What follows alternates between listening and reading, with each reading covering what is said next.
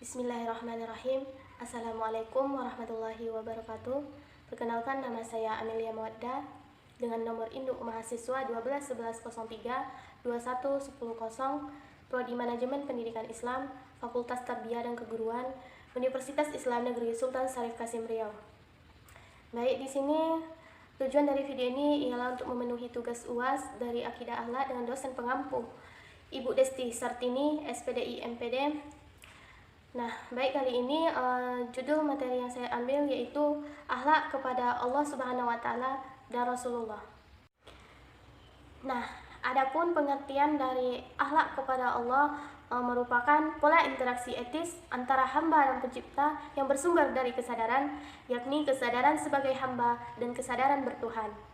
Nah, adapun beberapa bentuk sikap dari akhlak kepada Allah, yaitu yang pertama takwa, yang kedua cinta, yang ketiga ikhlas, yang keempat tawakal, yang kelima syukur, dan yang terakhir atau yang keenam yaitu muraqabah. Nah, pengertian dari takwa itu sendiri yaitu secara bahasa berasal dari bahasa waqah, artinya menjaga. Sementara itu definisi yang paling populer ialah mengikuti segala perintah Allah dan menjauhi segala larangannya. Sayyidina Umar pernah ditanya mengenai takwa, lalu ia menjawab, takwa itu seperti orang yang berjalan di sebuah jalan, namun jalan tersebut penuh onak dan duri. Kira-kira apa yang dilakukan orang tersebut? Tentu ia akan berjalan dengan hati-hati, menjaga dirinya jangan sampai tertusuk duri. Selanjutnya, adapun hikmah takwa kepada Allah yaitu dikaruniai ketegasan bersikap dalam menghadapi masalah, dilimpahkan berkah dan rezeki, diberikan jalan keluar di tengah kesulitan, diberikan rezeki tanpa diduga-duga, dimudahkan segala urusan, diampuni dosa dan diberi pahala. Nah, selanjutnya ada cinta. Yang pertama yaitu al-mahabbah al-ula. Yang kedua ada al-mahabbah al-wusta. Dan yang ketiga yaitu al-mahabbah al-adna.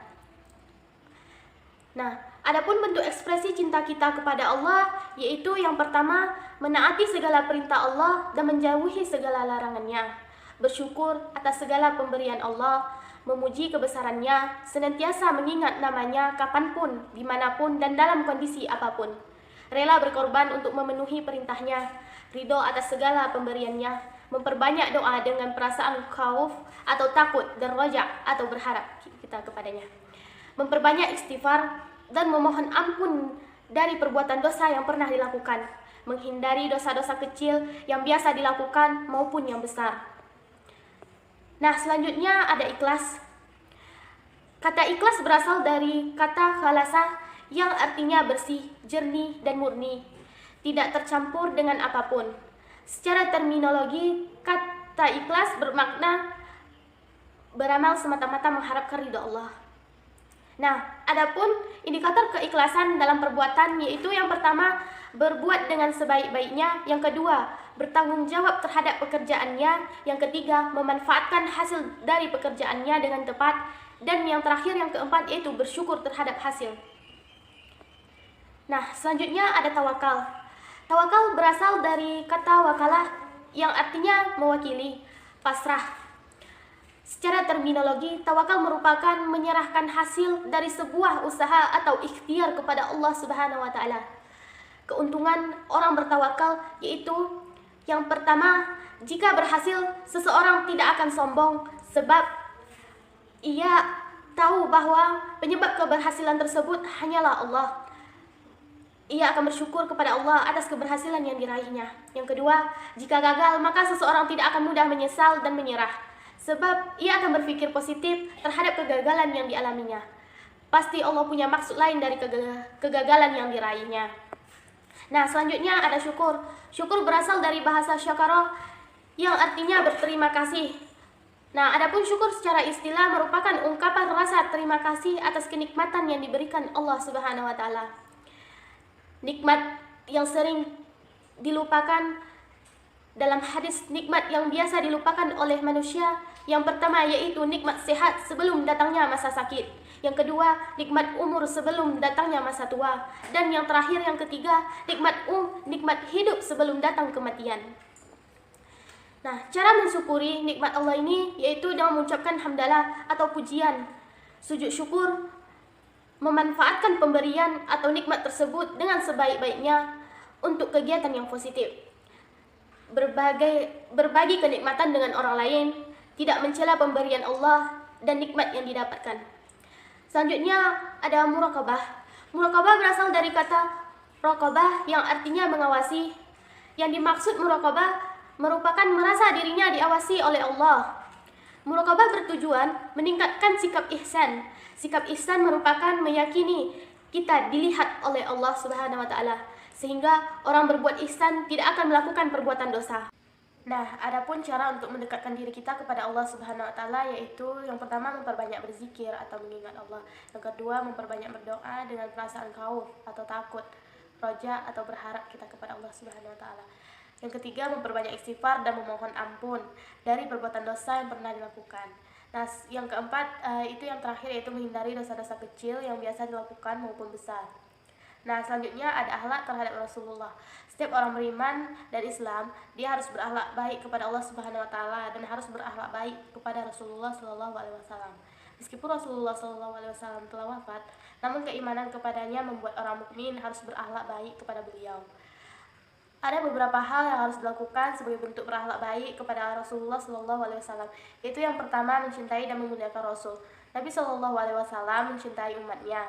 Beliau merasakan suka dan duka bersama umatnya. Kecintaan Nabi Muhammad SAW tidak terbatas ketika di dunia saja, tapi juga sampai di akhirat kelak. Sebagai umatnya, sudah seharusnya kita mencintai Nabi Muhammad SAW. Cinta ini akan tumbuh dalam diri jika benar-benar menjadi orang yang beriman, dan iman itu tulus lahir dari lubuk hati yang paling dalam. Mencintai Nabi Muhammad SAW melebihi cinta kepada siapapun selain Allah Subhanahu wa taala. Tetapi kalau iman rapuh, maka tidaklah akan dapat mencintai Rasulullah Shallallahu Alaihi Wasallam. Karena cinta itulah yang membuktikan beriman atau tidaknya seseorang kepada Nabi Muhammad Shallallahu Alaihi Wasallam. Nah, selanjutnya mengikuti dan menaati Rasul. Mengikuti Rasulullah Shallallahu Alaihi Wasallam adalah salah satu bukti kecintaan seorang hamba terhadap Allah Subhanahu Wa Taala. Rasulullah Shallallahu Alaihi Wasallam sebagaimana rasul-rasul yang lain diutus oleh Allah Subhanahu wa taala untuk mengikuti dan dipatuhi. Apa saja yang datang dari Rasulullah Shallallahu alaihi wasallam harus diterima. Apa yang diperintahkannya diikuti dan apa yang dilarangnya ditinggalkan. Nabi Muhammad adalah suri tauladan bagi seluruh umat hingga akhir zaman. Nah, selanjutnya yang ketiga yaitu mengucapkan salawat dan salam. Salawat adalah jamak dari kata salat, yang berarti doa, keberkahan, kemuliaan, kesejahteraan, dan ibadah. Allah Subhanahu wa taala memerintahkan kepada orang-orang yang beriman agar mengucapkan salawat dan salam bagi Nabi Muhammad SAW. Allah dan para malaikat bersalawat untuk Nabi. Di samping menunjukkan betapa mulia dan terhormatnya kedudukan Nabi Muhammad SAW di sisi Allah Subhanahu wa taala, juga menunjukkan betapa pentingnya perintah bersalawat dan salam itu dilakukan. Nah, selanjutnya yang terakhir yaitu waktu dan teks salawat dan salam. Selain membacanya dalam ibadah salat, dianjurkan sebanyak mungkin mengucapkan salawat dan salam kepada Rasulullah SAW dalam berbagai kesempatan, terutama sekali tatkala mendengar nama beliau disebut. Nabi Muhammad SAW menilai orang yang benar-benar bakhil adalah orang-orang yang tidak mau berselawat kepadanya tatkala mendengar nama Nabi Muhammad SAW disebut. Baik, itulah sedikit materi mengenai akhlak kita terhadap Allah Subhanahu wa taala dan Rasulullah. Semoga bermanfaat dan terima kasih kepada teman-teman yang telah menonton. Saya Amelia Mawaddah. Wassalamualaikum warahmatullahi wabarakatuh.